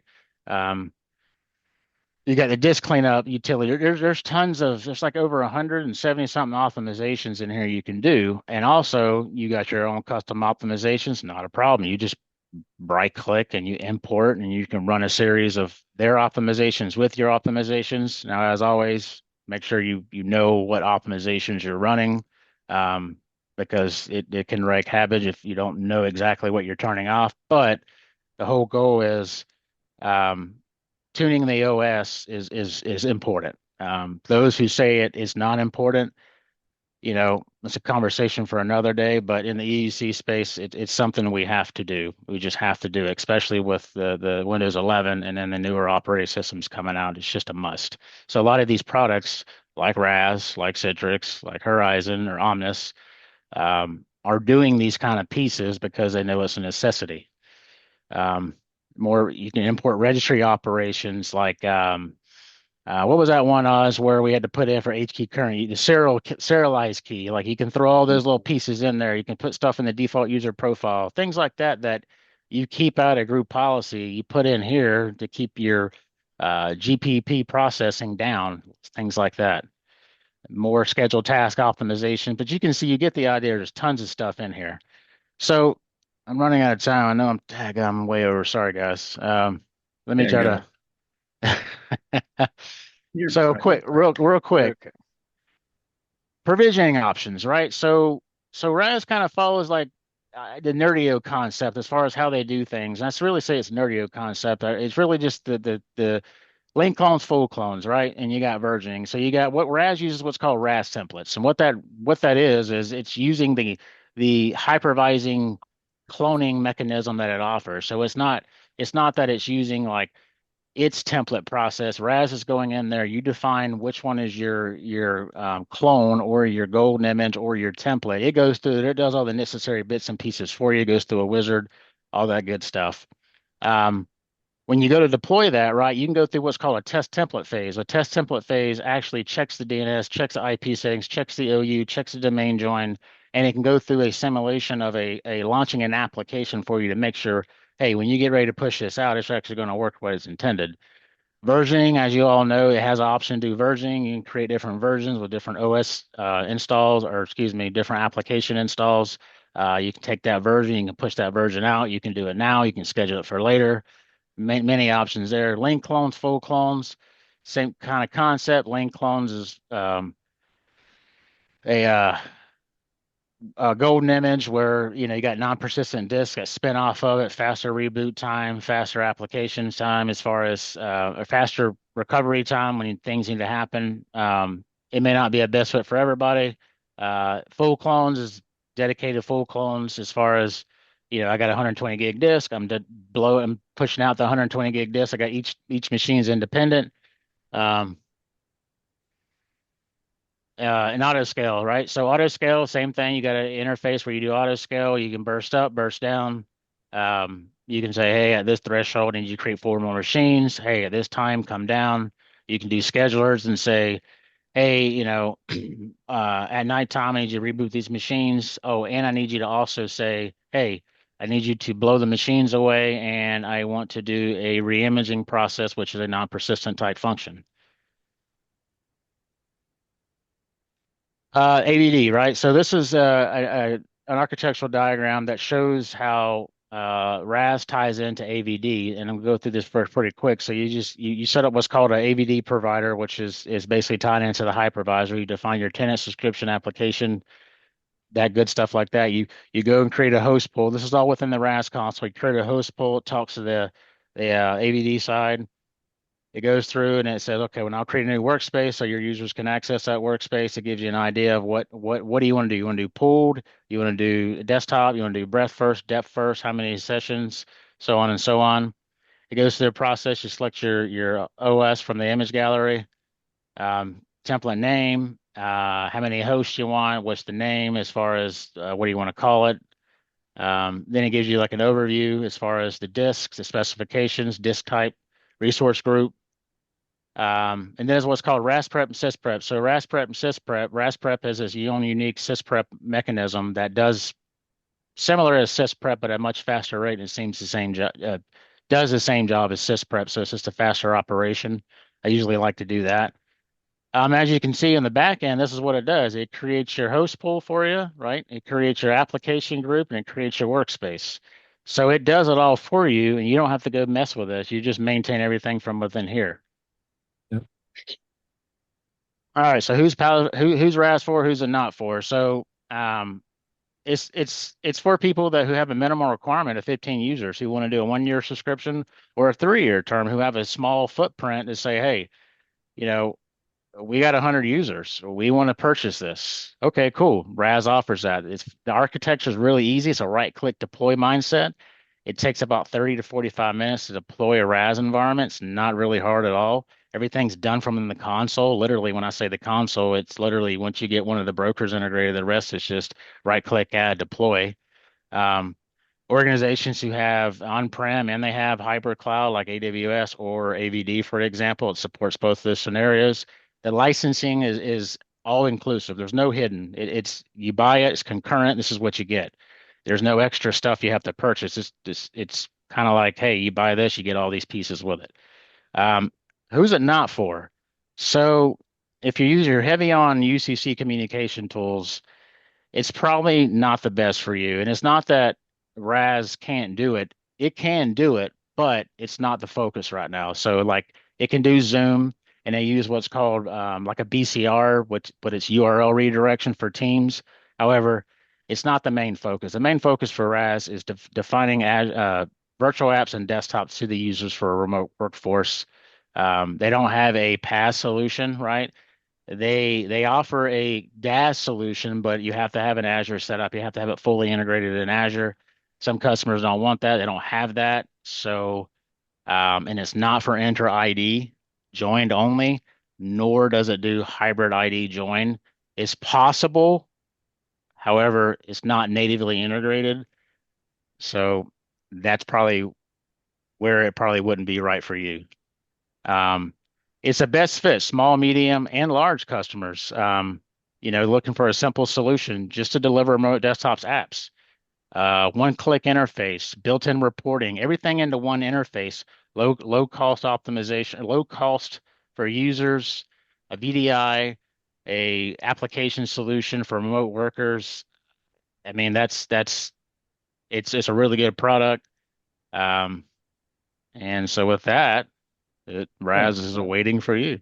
Oh, nice, get nice. you with So the fancy ending. Okay, okay. so we go from the headless horseman, the dark horse rider, to yeah. I'm going to get into my Halloween graphics, and I know it's 11:25. So anybody that needs to stay over, please do. We aren't going to cut this off at. We aren't going to cut it off at 11:30. So if you have to go, you can go. I'm going to go through some of the Citrix, some of the more advanced stuff here on the Citrix side, so not the plain vanilla. Not going to go through the architecture. Anybody that's on this knows a little bit about Citrix or should know. I'm not going to go through that, whereas those guys did. We wanted to make sure you guys got a good dose of Cloud PC, AVD, Parallels, just because those are some of the newer solutions and newer things for our customer base to see what they're all about, right? So Citrix, you're probably familiar with to a certain degree. For me, it's more about the advanced features on this side for this and what Citrix does. They are the Cadillac solution, the most mature solution. They've been around in this area forever, right? Since RDP was here, right? They bolted on top of RDP 30 years ago, been doing their thing. So you'll notice my graphics are going to be a little more kid focused and not as deep and dark and whatnot. I got little kids, so pretty obvious, right? So with Citrix, who's it for? Big enterprise, feature rich, right? You can see the list: profile management, observability. They got full gamut of analytics, ETNA, resource optimization, built-in monitoring, yada yada, so on and so forth. It could go on and on. Hybrid cloud, even multi-cloud, right? On-prem, all the major public cloud providers, similar to Parallels there, but they have them all covered. Full integration with all those features, especially like Azure with the MCS orchestration, where you can take advantage of ephemeral and accelerated network and templating and backup disk and all this stuff. So all the native feature sets and capabilities that Azure affords you. Same with some of the AWS and now GCP. They allow for that, right? So that if you need that full feature-rich, image orchestration. They even have PVS. I'm not going to go into that, but they have two different methods. The policy and the policy engine is just crazy, right? So you heard these guys talk about really what these solutions for the other two are RDP based, right? So you got the policies that are given to you that are part of the RDP side of the things. That allows you to control those pieces, right? So Citrix obviously plays in that world, and RDP stuff still matters, but anybody that's looked at the policy engine from a Citrix perspective knows there's 100 and something various granular policies with 6 different ways to filter them and so on and so forth. So there's just a ton of capability there, right? If you're using NetScaler for other requirements, NetScaler direct competitor with F5, full robust networking appliance on that side of the fence, included with the Citrix portfolio that really can be for other anybody that knows that that's an F5 play. That's for other workloads. That's now included with all their licensing. And then if you need that mature feature-rich DaaS, PaaS control plane with SLA 3.9s on that side, they got workspace, GAS. Really, just kind of like the only other ones that really has that is the Omnissa play with what they got with Horizon 1. That's that full feature set PaaS there. And then who's really not targeting, as we know plenty about. If you don't have basic needs if you got basic needs without all these bells and whistles that I just spoke about, essentially if you don't need Chain's Tesla with its 42 cameras and its big screen and your 172 controls on the onboard computer, the key is fine. It can do the job. It has enough controls to do what you need to do. You really don't need to play on the Citrix side of it. So shorter term commitments. Citrix doesn't want to date anymore. That's over. That month to month that 1 year. You can't get a 1 year anymore, right? It's 3 years or longer, right? They want full time. They want marriage. So anybody wants shorter term commit, it's just not for you. And they've said that many times. Smaller user counts, less than 250. Nope. Customers really out without the dedicated EUC team to learn, support, figure out. From a Citrix standpoint, you really got to be into the tech to know it really well. And then just that single data center, single use case requirement, more simplistic. Probably not for you from that standpoint. So some of the big features for me, that you might not be aware of: native conditional access with multiple IDPs now in Workspace. You could basically, it takes away needing like adaptive auth that they had before, takes away needing an on-prem NetScaler with all the in-factor flow and complexity. It's tech preview right now, projected to be GA soon, but really it gives you that opportunity to use any and all of these right side of these, the IDP play, and then, create your own type stuff. So you basically can select a condition, let's say it's AD group. You can give it a policy name, a prioritize for that AD group. And then in this case, like for example, I'm doing a slow roll MFA for Citrix TOTP. So it's just native flow for me building that out to where I don't have to go get crazy like we've had to do with Nfactor and NetScaler, which is very complex, where we can do, again, you could even do 2 different SAML policies now, 2 different SAML providers, and have different ones for different groups. And again, that's that flow, right? Device posture checking, continuous evaluation, just natively part of that, right? Stuff that Entra ID provides and some of these other full-blown identity providers provide. It's native capability within Workspace. So if you aren't doing Entra ID or you're not using Duo or Okta or something like that, there's a plethora of checks for various endpoints within there. It eliminates that EPA agent. If you're familiar with the NetScaler back in the day, we used to do VPN with the EPA agent. It's now a secure access agent. It eliminates the need for the NetScaler. Again, it was very convoluted and difficult to control any of this. This is not, right? So DaaS Universal now, UHMC and CPL includes this. Intune integration. You can basically offload to Intune to approve compliant devices, right? So you can basically say, if Intune says you're okay, let you in. Gotcha. Test mode's now there. It's still global though, so users do see that when you turn that on for this capability. Again, this is that additional added stuff that these other solutions aren't going to have that we just talked about. There's my timer. Full diagnostics dashboard built in. You can see here, this is kind of what it does: compliancy, non-compliancy, full deny access. Can be like a quarantine approach. Here you can, basically manage the certificate that has to be there. You can skip it. You can basically do the periodic scan, as you can see, for that continuous evaluation as part of this. And then finally the Microsoft Intune integration, which we have configured here, which you can basically offload to there and say you have to be approved through the APIs. It just hooks into Intune for allowing you in, right? Adaptive access. So this is really that old smart access for Workspace, but now adaptive, that gives you the capability to hide, show based on a plethora of conditions as well. So really that zero trust approach based on user groups, device, location, so on and so forth, showing and hiding and putting policies, clipboard, printer, whatever, all of the various things that you're familiar with from like a policy engine around adaptive conditions, which include like geolocation, device posture, all those type of things, right? So it's native, doesn't require NetScaler gateway, like all these other things. Location tags for adaptive access light up as soon as it's enabled, and then they can be consumed. So then you start seeing internal, external scenarios under network location. DaaS, UHMC, or SPA give you this capability. So basically you can see here, I'm including a condition that's basically my home office for me as part of that. And I assign it to a policy, like the policy engine you're probably familiar with for any Citrix policies you may have. And then that basically controls, in this case, internal, external being different, giving me clipboard, a real simple one, but you basically have all the controls available to you. And then also showing, hiding desktops, apps, all those things through that adaptive access. The ZTNA SPA enterprise browser play. This is a whole thing in and of itself, right? So the enterprise browser is huge in the security side of things these days. Citrix has it as part of their SPA. This is all part of CPL. So what Citrix doesn't have is that one license includes all. They've simplified greatly over the last year, but not to a point where like Parallels you just got done hearing Ray talk about, where it's one SKU.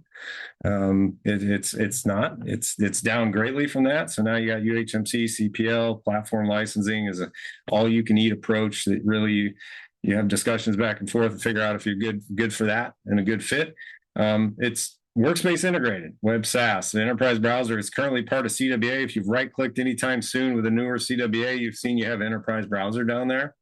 You can do TCP, UDP-based apps, micro VPN, like RDP. We use it every day for our lab, right? Getting into RDP or internal portals in our internal environment without doing a VPN.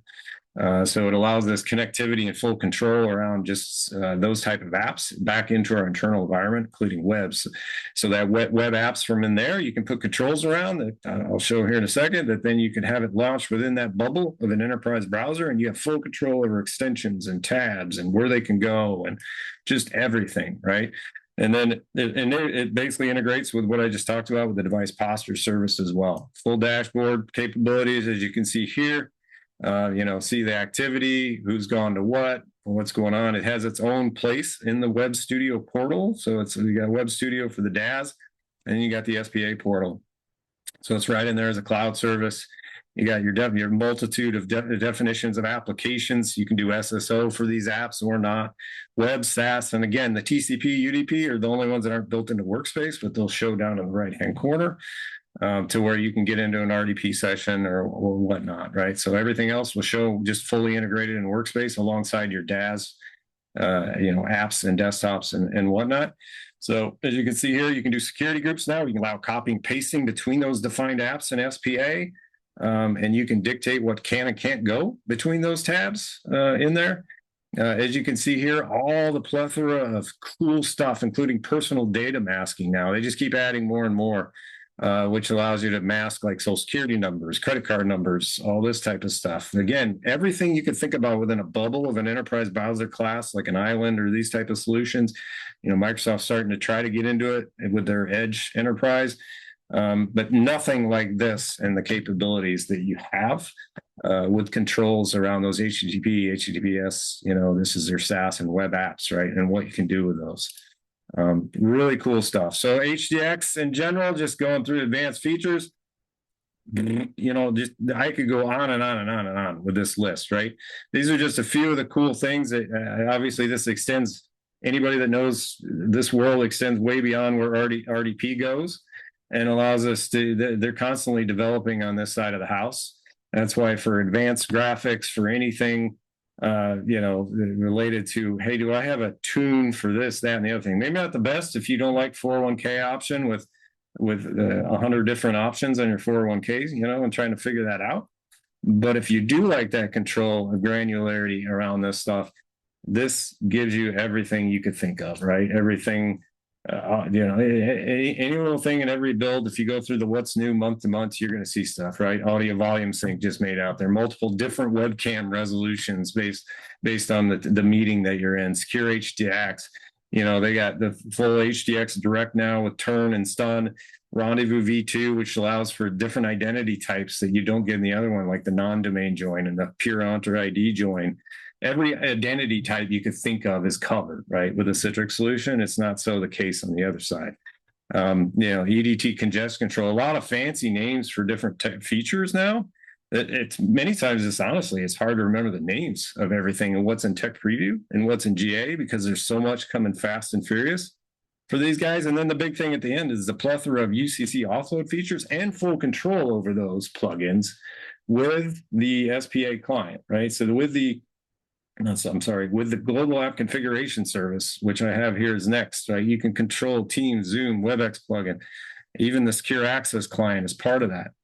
Full UEM, persona management, orchestration. You get all these features. You don't think about it till you leave the Citrix world and you go to one of those others like, okay, I got FS objects. Now, what can I use that's a WEM similar situation? You don't have it. There's no full user environment management. There's no full persona management. There's, outside of FS Logics, again, you're very limited. and then full orchestration. Whereas Citrix has WEM, they have CPM, which includes many more policies, does a lot more file-based, container-based. They're adding features way faster and keeping up with stuff than FS Logics and Microsoft is on that side of the fence. Microsoft really just frankly hasn't done much there. So the CPM team, the WEM team, they're highly integrated from a Citrix standpoint. They're doing all this stuff, and they just keep adding features month to month. The MCS, that full integration, again, as I mentioned, with Azure features, any scenario identity across the board from that standpoint. Which then goes into observability, right? So you saw Ray talk about the analytics. AVD, Cloud PC, there's a little bit there, but you really have to really have to tie it into log analytics and monitor. Your Parallels has their own data metrics, slew of data metrics, as you saw Ray just show. Citrix has built-in monitor in the cloud service. Director, obviously, they've been using for on-prem. It's now like crossing over to give you some of the native features that you usually had to get from like the likes of Control Up with the Wi-Fi, latency to router, your home situation. Now has some historical data. The logon duration breakdown is really detailed. That team over there, we're very close with. They've been doing a ton on that side. Got full SIEM integration, especially with the performance security analytics and exporting off from there, especially security analytics to your SIEM. Which is just extended data past that what you would see in monitor, right? A ton more data past what you have just in monitor. And then, for us, pair it with Control Up for your ultimate visibility. NetScaler console, you get it. You get all the insights. If you're into that kind of thing for your NetScalers and you're using NetScalers, you have all that. Uber Agent now is the new one on the block, which is part of CPL at the moment. Really just focused on you got some built-in dashboards. We got to have a Splunk back end, but endpoint data metrics, all that stuff. So a lot on the observability front. As you can see here, just some shots from monitor. If you haven't looked anytime recently in the cloud side of things, the breakdown just keeps getting more and more detailed. From that standpoint, you got profile details for how much is in each directory when you're using CPM as part of that. You have here you're coming into the gateway service, so the gateway, the endpoint, your resource location, give you a nice little visual on that, your latency, your stats. This is all just being built in and added to every month, right? So every month there's new features in here. It's incredible. And then finally, the W365 AWS Workspace Core. I'm going quick, but Citrix, you can bolt on to both these solutions with now the HDX protocol, with the studio control around it, which is quick deployment, with basically the policy engine around that. So you don't miss out on all the policies now I just got done talking about, and then are relegated to just using our RDP for W365 or the AWS Workspace Stream Protocol. I forget what it's called, but you now can use your Citrix license to broker those and still get the goodness of where those are being used. So native integration there with these solutions included with all, everybody gets it, DaaS, from that standpoint. So these are pretty incredible. We've been working projects with both the AWS Workspace Core side and the Cloud PC side, obviously, from what Shane was just talking about. So, they have that integration as well. So you can see here, it's just under the quick deploy. You go whichever direction with 365 or core. You go through a quick 5 or 6 steps to hook into your account. From that standpoint, your account ID, network interface, connect to the AWS account. I can import the image here. And then as you can see here, it shows up as a machine catalog. It's controlled by quick deploy in the studio, just alongside everything else for AWS. Same goes for W365. You assign a license, a little bit different as you can control a little bit more when you see it in the studio console at that point. But same idea is that the license assignment that creates this automatically with this name. It creates the hosting connection for you with that name. You don't have to do any of that. It's just a click, click, click, done. And then, so that really is on the Citrix front. A couple of the new players here, Apporto, Sonnet. I know you're going to hear more about these guys at the World of EUC that you're going to see all 3 of us at here in a couple of weeks. We're making sure that we're talking to some of the newer players in the industry and what they can give us as far as this EUC toolbox that we're talking to. Apporto's been there a long time. Not a lot of people have heard of them or know about them.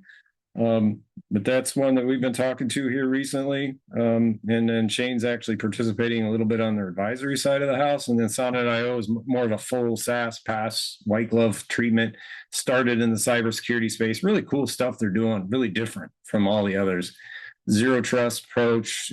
This one's only an HTML5 client. So again, each one of these will have limitations and differences in how they approach things that might not be a good fit for you, right? So as we all know, for example, the HTML5 client is limited from any rich client.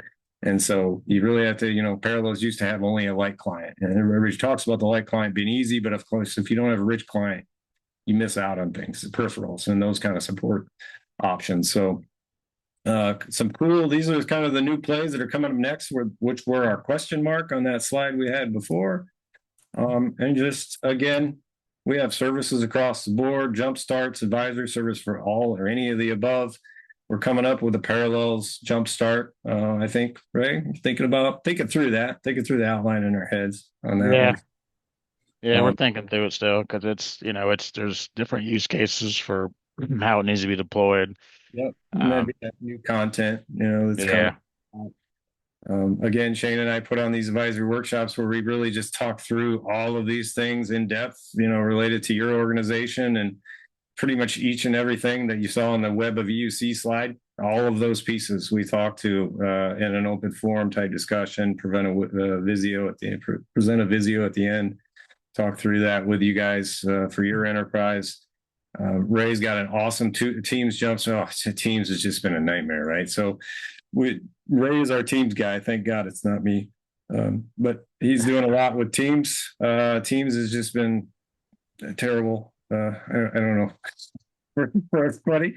But he's been doing his best. It's challenging. I can get it to work, but there's a lot of workarounds I got to put in place. So you got the And QR down there. You're doing good work there, Ray. It seems like every day they break something on this front, but And that date I think is October. They had moved the date. did move We the got to date. update that, but That's yeah, there's a slew. Let's say Ray wrote like 100+ page guide on the deep dive on this. It's masterful right now, and so he's got a lot of great experience with it. So um, yeah, wrapping up here, just the AVD Nerdio Jumpstart. These jump starts are 3 to 5 days. We get in, we set it up, we deploy it, we show you the value of it, knowledge transfer, so you can get up and going. Same thing, AVD and Nerdio, and then we have one for Cloud PC as well.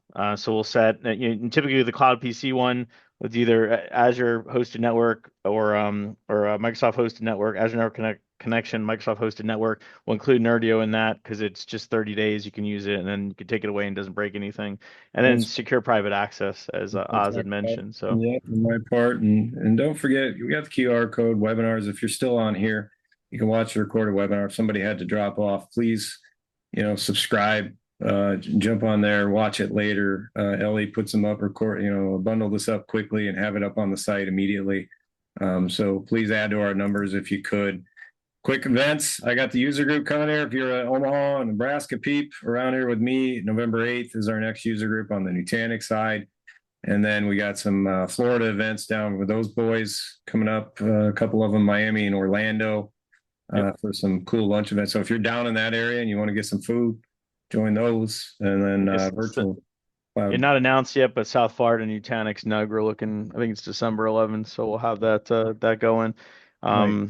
Yeah, I think that's it. And Dana, I think, wanted to say a couple words.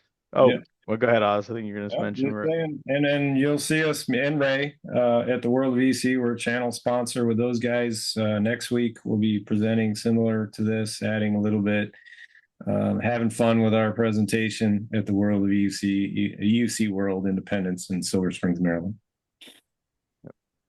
Thank you.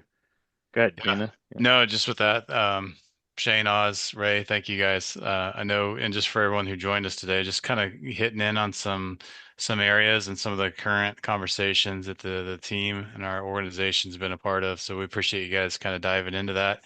like share it on the YouTube channel. We'll kind of we'll have a full posting, but also we'll kind of break it up into various smaller pieces. So if there's something, a particular area that yourself, or if you want to share with somebody else, you guys will be able to go back through that.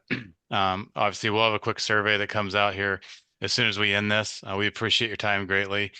We respect it. Know that today, a couple hours of your time. So any comments, any feedback that we can take to improve upon, in future events to bring the most value to you and respecting your time, please provide that. So again, we appreciate it. Thank you in advance for filling out the survey. And anybody that we haven't had an opportunity to connect with there in the survey, you can just put if you'd like to kind of learn more, have a conversation, or learn particular areas, just fill it out. So thanks so much. We appreciate it. Everybody enjoy your day. Thanks, everybody. Thank you. Take care, all. Bye. Yeah.